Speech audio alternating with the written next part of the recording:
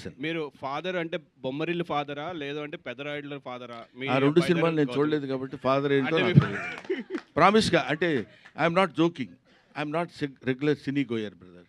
నేను సినిమాలు ఎక్కువ చూసి అది టైం లేకపోవడం కొంత, ఇంట్రెస్ట్ లేకపోవడం కొంత. చెప్పాను ఇంతకుముందు ఒకసారి ఇంటర్వ్యూలో కూడా.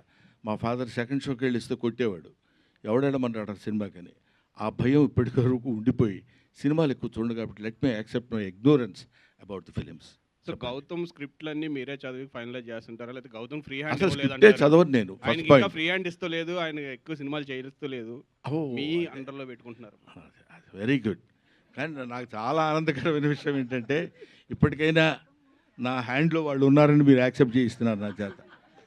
నేను నా ఫస్ట్ ప్రిన్సిపల్ ఏంటంటే అండి, 20 ఇయర్స్ దాటిన తర్వాత మనం మన పిల్లల్ని మన గ్రిప్పులో ఉంచుకోవాలి. మన తెలివితేటలు వాళ్ళ మీద పెట్టి రుద్ది మనం ఏం చెప్తే అది చేయాలి బికాజ్ ఐఎమ్ ఏ సీనియర్. అలాంటి దౌర్భాగ్యపు ఆలోచన ఏ తండ్రి చేయకూడదని నా personal request on behalf of you.